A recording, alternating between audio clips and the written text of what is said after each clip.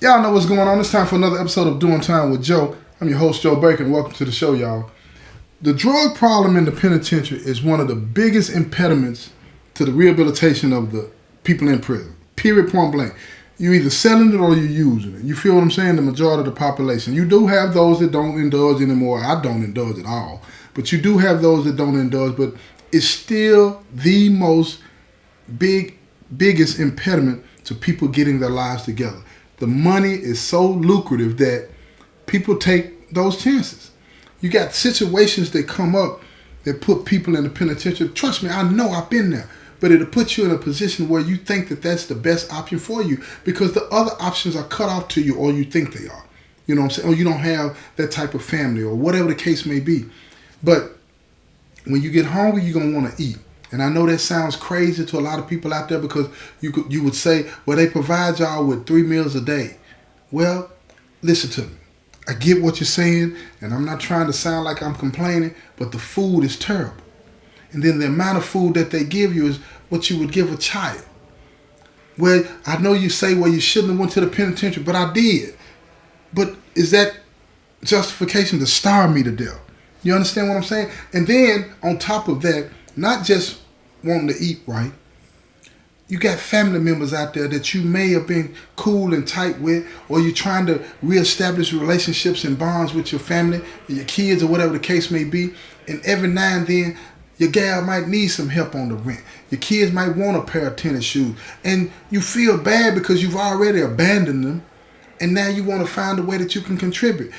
Think about it. When your kid asks you, say, Daddy, can you get me a pair of shoes? I need to have a new pair of shoes because I just made the basketball team for the first time. And then here you are up in here because you done, after on the streets acting silly, you can't provide a way for that child to have those shoes because the mama ain't got the money. They ain't got the money in a lot of situations because the person that got put in the penitentiary was, in not all cases, but in most cases, the main provider. And if you want the main provider, you and the gal doing the 50-50 thing, and now 50% of what she was using to live the life out there, pay the bills, that's gone. So what do you do now? You feel like crap.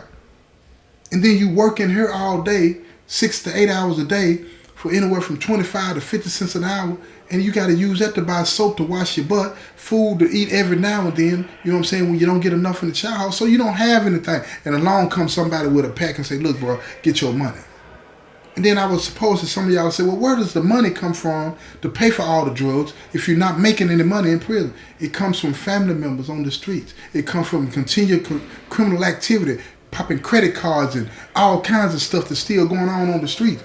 You know what I'm saying? In some prisons, you got industry where people are working in wood plants and metal plants and doing all kinds of jobs for the prison, and you take that money and you satisfy your drug habits, or you take that money and you buy a pack and then you sell the dope and then so you can send it home.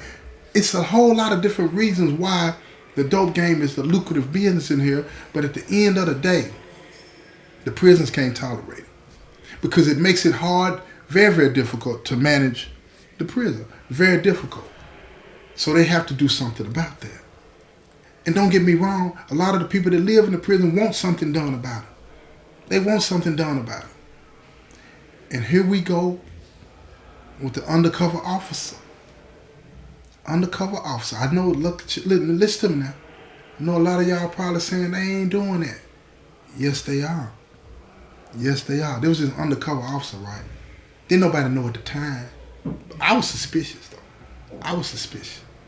But didn't nobody know at the time. We're gonna call this officer Officer Johnson. Dude, right? We're gonna call him Officer Johnson. But Officer Johnson got locked up. Now let me tell you how sophisticated and well thought out these individuals are when they go through the processes to get somebody into the penitentiary. We saw this dude on TV getting arrested. Played him off as a college student. You know what I'm saying? Selling drugs on the college compound, getting his money. And they created this backstory for him, this identity for him that made him bigger than life. And a lot of times when you're in the penitentiary, you watching the news, that's one of the biggest shows in the penitentiary, the news, y'all. Guys in the penitentiary love to watch news. They love to watch them cop shows. I don't know why. You know what I'm saying? And they watching TMZ. I don't know why. You feel what I'm saying? But they love to watch the news. And when they watch the news, they see people that get arrested. And when they see these guys on TV getting arrested, and then the story that comes with it, you know how the reporter be saying that this person was a major drug dealer or he was a violent person, armed and dangerous, all whatever the stuff they say about him. That persona, that reputation comes to the prison. And when people see that person in prison, they see them as, in a lot of situations, bigger than life. Bigger than life. They have been given a reputation that they didn't do anything to deserve or earn in the penitentiary. But because of what they said about them on TV, they come to the penitentiary and everybody's looking at them like, oh man, they can make the move. And that's how they were able to manipulate. These people know how we think. That's how they was able to manipulate and plant Officer Johnson in here. They made him seem bigger than life.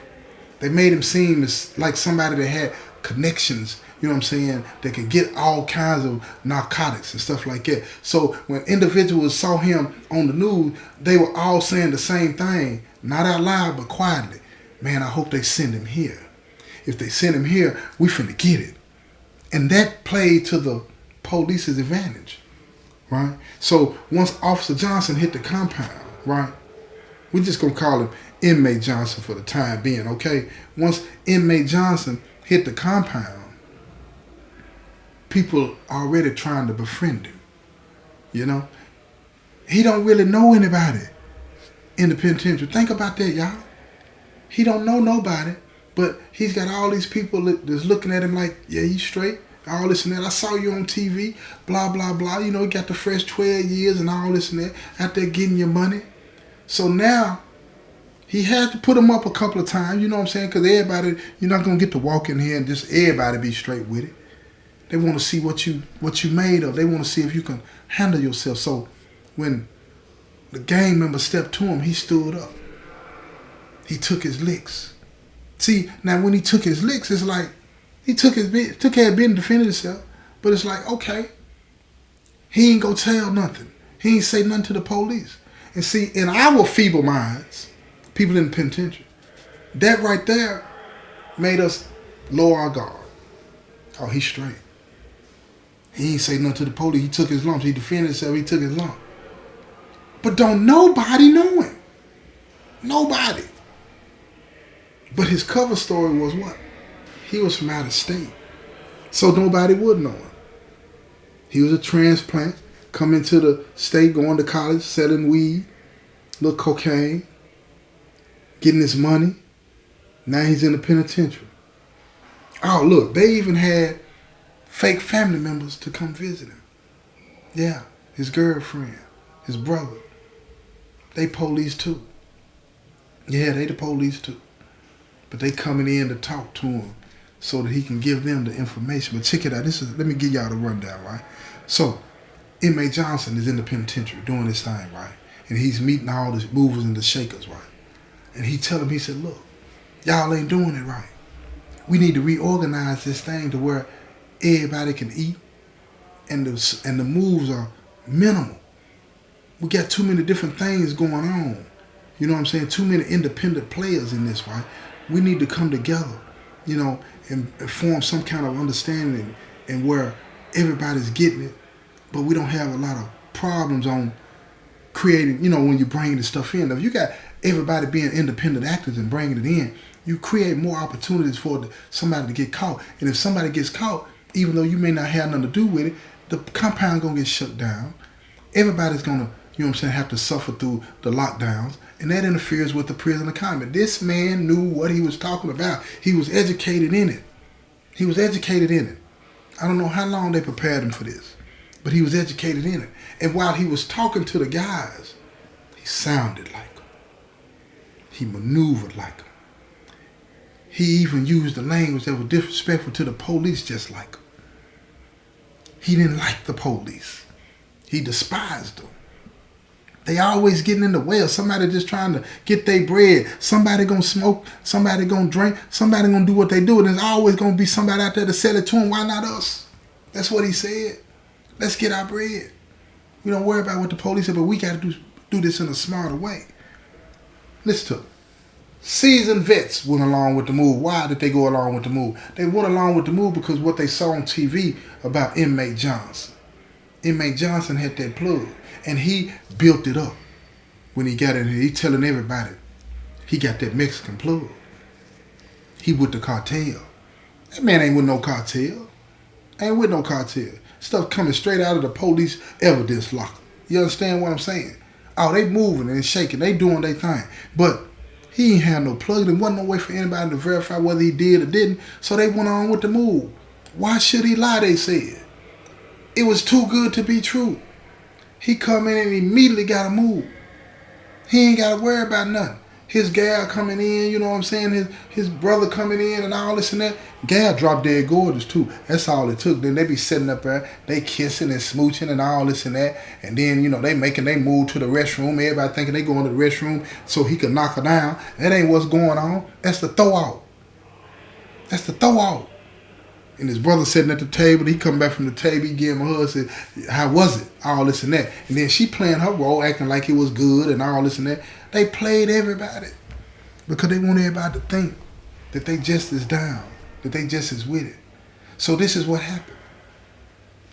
Some of the guys started to introduce their females to Inmate Johnson's gal.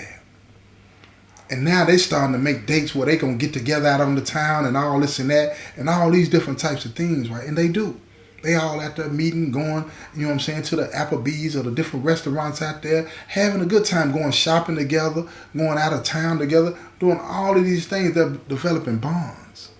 And while they're developing these bonds, they're trying to figure out what's really going on. Who's supplying all of these guys, all of these gang members in the penitentiary? And the girlfriends of the guys in the penitentiary started to introduce Inmate Johnson's girl to the other individuals that were shaking the spot. They were trying to figure out, could they get it cheaper from Johnson versus continuing to get it from the guys that they were getting it from. But see, Johnson's girl didn't want them to cut off them. Nah, just organize it a little better. Tie all of them up together. You feel me? So she started talking to him and telling him, look, we can do this with you, this with you. Everybody can get some money.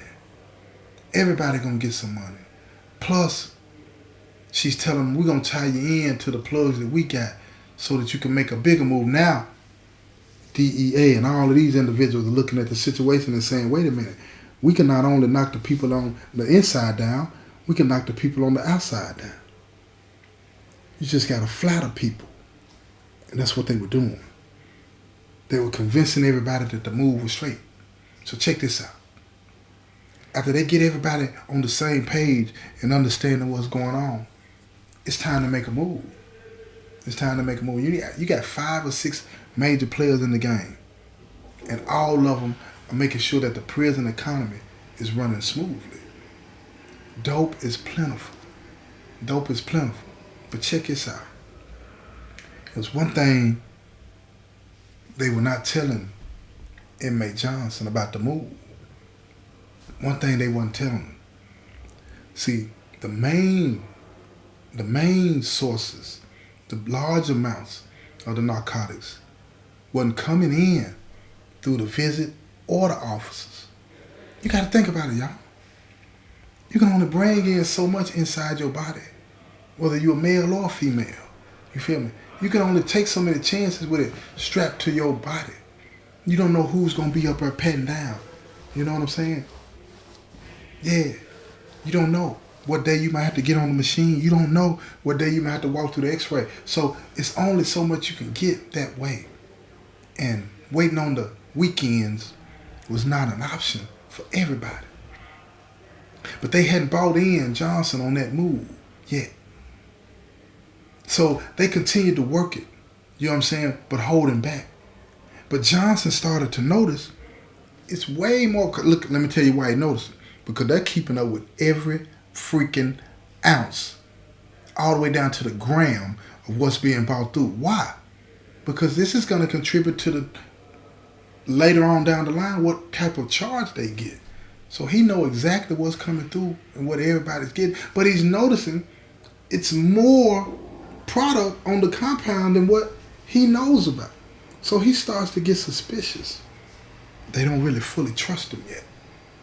So he has to work on that and figure out how to get them to trust him more. And to know that you're going to have to tune in to the next episode. Come on back, y'all, because it's going to get better. This has been another episode of Doing Time with Joe. I'm your host, Joe Baker, and I say peace, y'all.